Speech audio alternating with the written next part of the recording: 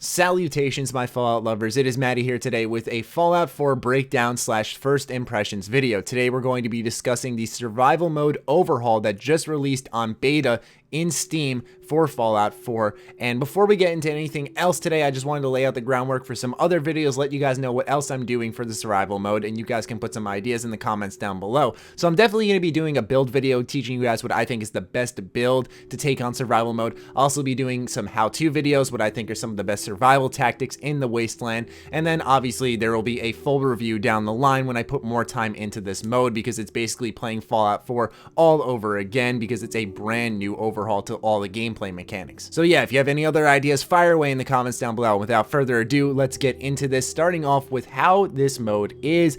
I like it a lot, to tell you the truth, but at first there was a couple of things that people had an issue with. The first thing is that it disables all mods and console commands. Now for me, I wasn't too surprised. The mods was a little bit kind of what, but I think that's just more so for the testing in the beta phase, so that people are testing the raw survival mode form, so that Bethesda can master that, and then when they fully release it as a standard update, then obviously it's not going to disable your mods, because it's going to be a part of the game in general. But for now, mods are disabled if you're opted into this beta, which kind of stinks, but also makes sense, because for me, I had a bunch of crafting mods, I had a bunch of other mods that would have made the game much easier for me. There's obviously mods that you can download godlike weapons for, so it's like, honestly, there's no point in getting that type of stuff. It would just ruin the experience. But disabled console commands seem to really throw some people off, and I really wasn't surprised about that too, because a lot of people would have been like, oh, I'll just fast travel here. It's just one time of cheating, not a big deal. But, you know, Bethesda doesn't want that. So basically, if you're playing in survival mode, yes, your console commands are gone. The other gripe people seem to have was not being able to switch difficulties. Once you pick a survival mode difficulty, you are stuck with that, which I think is fair enough, because if you're able to flip between difficulties,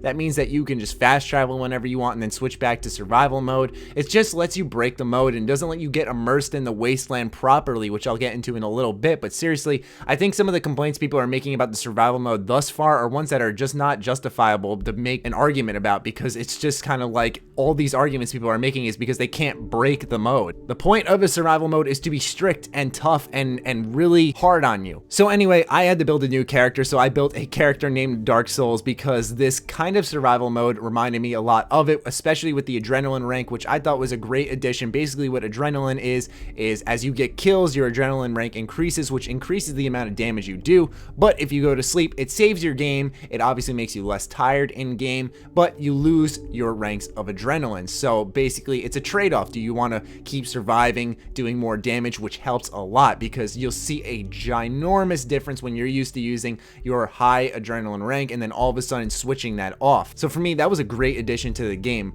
But also on top of that, it's your standard hardcore mode. You need to drink, you need to eat, you need to sleep and all that stuff. And the most common one is I'm always thirsty. My guy's always thirsty. Getting food isn't a problem. Usually every type of mutant drops some type of meat that you can cook. But the water was so hard to find. Unfortunately, I found a little mechanic in the game where you can like fill empty bottles that you find, which I thought was such a nice little touch to add to the mode. And then you can purify those waters that you make by obviously bringing them to a cooking station, or you can go to a clean water fountain in, for example, one of the vaults, and fill up the bottles there and make them purified waters, so then you'll have a large stash of them. I'll tell you guys more in a how-to video, but seriously, it was just little mechanics like that being added to the game that really made me get immersed. The lack of fast travel kind of works against the game a little bit at times, because you're going to and from places, and sometimes it takes a while for NPCs to get to places because you're so used to fast traveling there and they just load into that area that sometimes you're stuck waiting for them. Like when I saved all the people at Concord and then I had to go back to Sanctuary, and I'm just kind of like, okay, I'm waiting for them to show up to Sanctuary, and it's like, oh, there they are. All right, guys, come on now. I guess the main question a lot of people are wondering is this mode hard? And it definitely is. I died quite a lot, and it can be a little frustrating at times, but that's what it's supposed to do. It's very Soulsy, like I said, where you will die and you will revive back at the last bed you slept in. And sometimes that bed will be from 30 minutes ago and you will lose a lot of progress, and it sucks. And if you're not that type of gamer, then do not press onwards. But for me, I like those type of games every now and then. I just beat Dark Souls 2 with Fighting Cowboy. I'm ready for Dark Souls 3, and Fallout 4 Survival Mode has some of the same kind of wrinkles from a Souls game in that sense. And I was like, all right, I'm game. There are times you will show up in areas and you will get your ass kicked. You will get sniped. You will get picked off by enemies. You really have to pick and choose your battles. You have to be smart about it, and this mode encourages that completely. The only thing that I think kind of falls flat during the survival mode is the settlement mode. There's kind of no point to it because you're basically walking to and from places where it's kind of hard to have this oasis area where you can put all your settlement supplies into. Now, mind you, I think if you have a fully ranked up local leader perk, I do have this perk on my main character, but I don't remember which one it is. But if you have a fully ranked up local leader, I believe it is, then you can go ahead and have settlements share supply lines so that they share resources. And if you can get a settlement established everywhere, they're all sharing resources all over. That's really helpful in survival mode. But for me, I didn't make a high charisma build, so it's not really going to help me out. So for me, I've kind of made an interesting game choice and decided to make, you know what? Everything's going to Sanctuary. I don't care how far I am. If I am full on stuff and I want to bring them back, I'm either going to craft along the way or I'm going to bring it all back to Sanctuary and make that big, ridiculous hike. And sometimes it's really not as long as you'd actually imagine, and so it actually made the game a lot more enjoyable. Don't get me wrong, I didn't have a lot of fun going to and fro, but really when I was collecting all these resources and legitimately hoarding and running back, it actually made for an interesting experience. I was playing Fallout in a different way. Everything was a threat in the wasteland. Like I said, you will die a lot. You will get your ass kicked until you learn the game. Like with Souls game, you gotta die a lot before you learn, and then once you learn,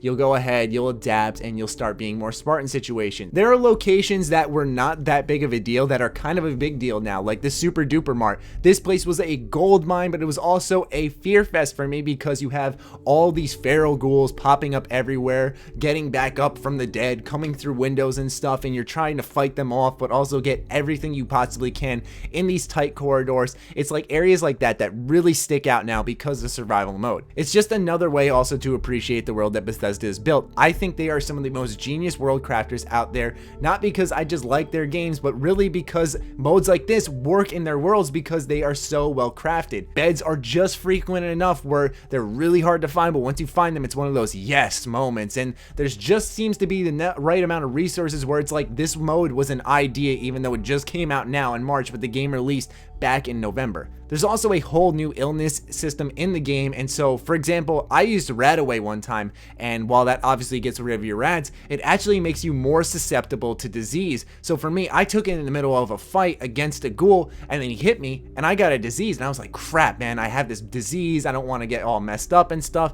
Fortunately, nearby inside a little medical container, I did find antibiotics, which was really cool. It was one of those yes moments that I was just so lucky to find antibiotics there. But yes, that's a new healing thing. Basically, when you find antibiotics, you can go ahead and get rid of your illness, whatever it is, or you can go to a doctor. What I really liked about this survival mode is it changed one way I played Fallout, and it kind of brought back the way I played Fallout 1 and 2, which is kind of like the, if I can work anyone over to help me survive longer, then that's exactly what I'm going to do. And I felt like the gameplay was more in the vein of Fallout 1 and 2 at times, where I was like, okay, I'm gonna do this quest, I'm gonna help these people out, but the second I help them out, if we're out in the wasteland, no one's around, they're done too. I tried robbing Trash Can Carla, stuff like this, just kind of how I ended up playing the survival mode, because I'm like, well, I need as much caps as I can get, I need all the items I can get, if I can steal from this place without having people shoot at me, I'm going to do that. Stuff like this, it made you play like a real savage, and I really like that in the game, because in Fallout 4, my main character was natural goody two-shoes, and then my PS4 character is kind of just like the badass,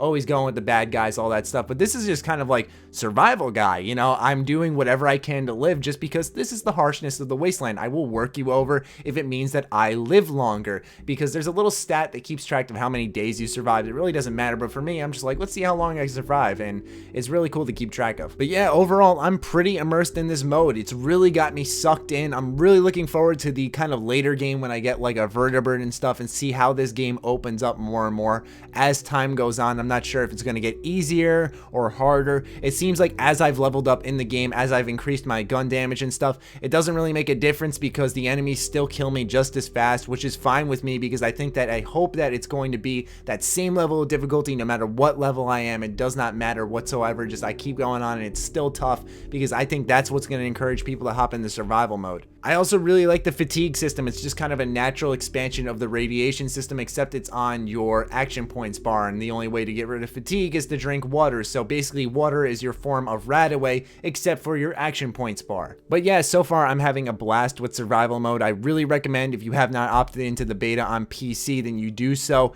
If you're one of the people who are on console, please keep an eye out on my videos, because I'm going to have a lot of coverage on the survival mode, because a lot of people are really excited for it, and my videos are really going to help you guys out, help you prepare, because these builds and these kind of guides I'm going to make are going to be things that you're definitely going to want to keep your eyes out for, especially the builds, because you're going to want to make these characters in advance, kind of have them ready for survival mode, because you can flip the difficulty on with a current character, but you can't turn it back. So just keep that in mind and start building your character and getting them ready and stuff like that. And I'll obviously see you guys in the next video, and I have a lot of extra stuff coming this week. I have my Quantum Break review dropping on Friday, so that'll be a little break in Fallout content. Obviously the podcast on Sunday is going to be talking about survival mode and anything else that happens with Bethesda throughout the rest of the week. So yeah, I hope you guys are looking forward to everything else along with the survival mode content, and I will catch you guys in the next video. Stay sexy, stay active. I love you all. Peace.